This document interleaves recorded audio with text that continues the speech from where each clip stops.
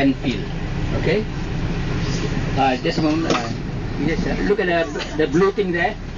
That's a barge, the large barge which brought the ash over here. You only can see the top part because the sea level is below the platform, so you cannot see the whole barge. It's under the platform. If you go to the edge, you'll be able to see the barge.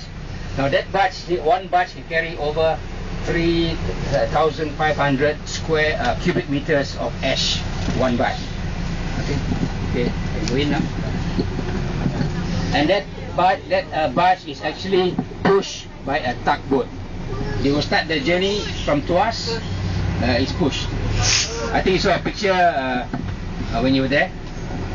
The journey from Tuas to here takes about 3 hours. Wow. And it starts in the night and arrives here late at night. And they will begin to unload the ash onto the platform and onto the dump trucks. Okay, you can see one of the excavators they're working. Okay, now they're actually picking up the ash from the barge, and they will put it. If there are no dump trucks around, they will put the ash onto the floor first. Later, when the trucks are available, they will be lifted up again onto the dump trucks.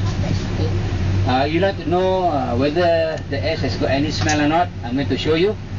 Can you open the door, please? Wow, so nice, like coffee. There's a mild smell. I can't smell. No. Oh yeah, oh man, I love the smell. Oh, coffee. Coffee.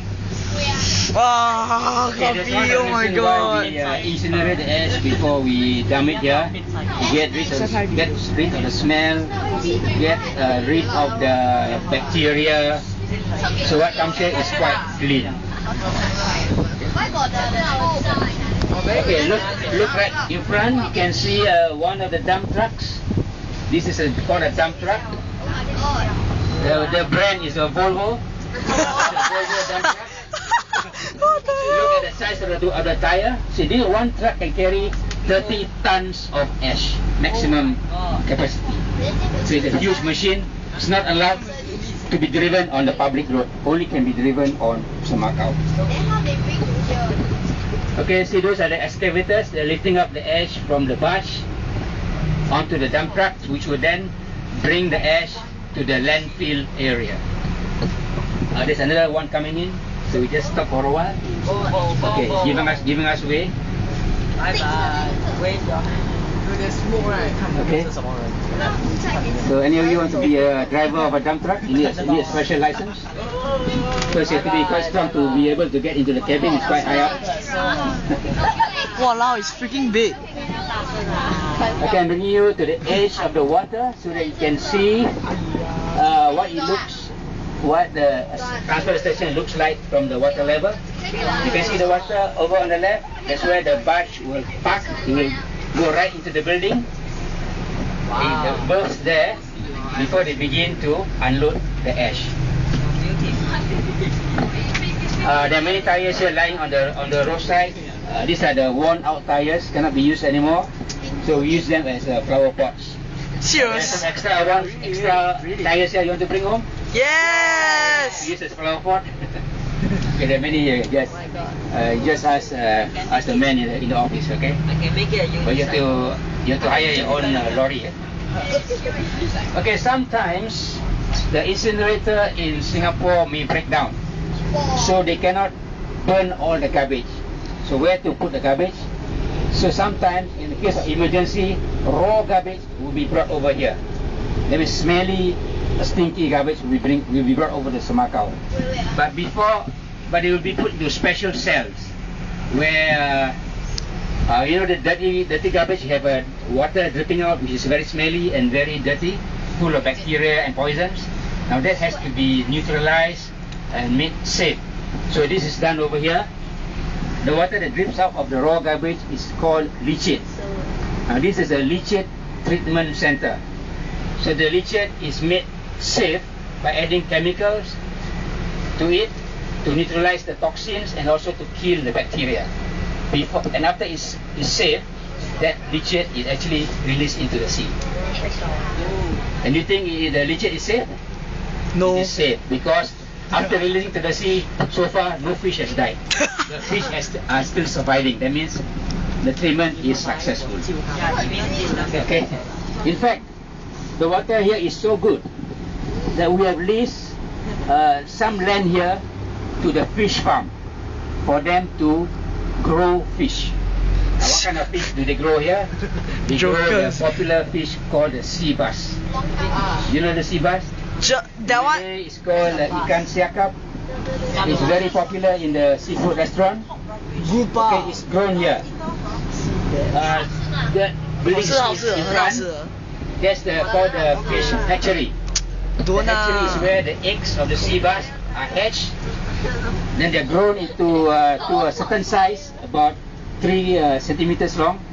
Once they're that size, they will be removed from the hatchery and moved to another part of the semakau. Okay, you can see the man standing there. He's feeding the young fish.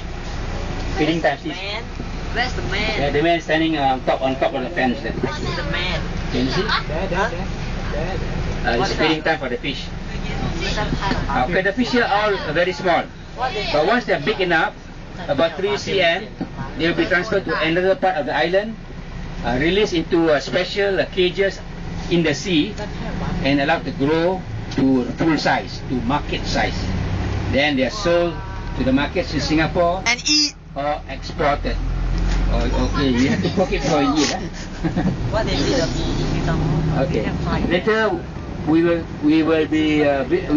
also be seeing the fish farm on the other side of the island. Okay, these buildings here are the auxiliary buildings where we have our generator, where we generate electricity for the island, and also the workshop to maintain all the equipment here. Okay. Now let me show you the map. We just left the visitor center, which is here. That is where that is what was once Pulau Saking. Okay, there are 2 islands here. Yeah? One is Pulau Saking, and the other one, the bigger one, is Pulau Semakau. And in between is the open sea, which we have built a wall around it, 7 kilometers long, enclose the sea, and subdivide the area into cells like this, and that's where we fill up with ash. But before we fill up with ash, we have to pump up the seawater. Okay, over on your left is one of the cells which has already been completely filled up with ash. Okay, it's already filled up for the past 3 or 4 years, and after some time the grass will begin to grow, and not only grass, even trees begin to grow. So this is the end product of your garbage from Singapore. Now on the other side is the sea on the right. Okay. Nice, man. Now we are traveling on the rock bund between Semakau and Saking. This is all open sea last time. Okay, and we are converting the sea into land. Now, the story of Semakau, I don't mind. when they were constructing this this rock bund, they actually destroyed quite a lot of natural forests and mangrove forests. So, but we have replaced the mangrove with those mangrove which we destroyed with new mangrove area, which you will be passing by shortly. Look over on the right, you come to a patch of mangrove which was actually planted by us. It was not there before. This is to replace those mangroves which were destroyed when this rock bund was. Hey, see that fire?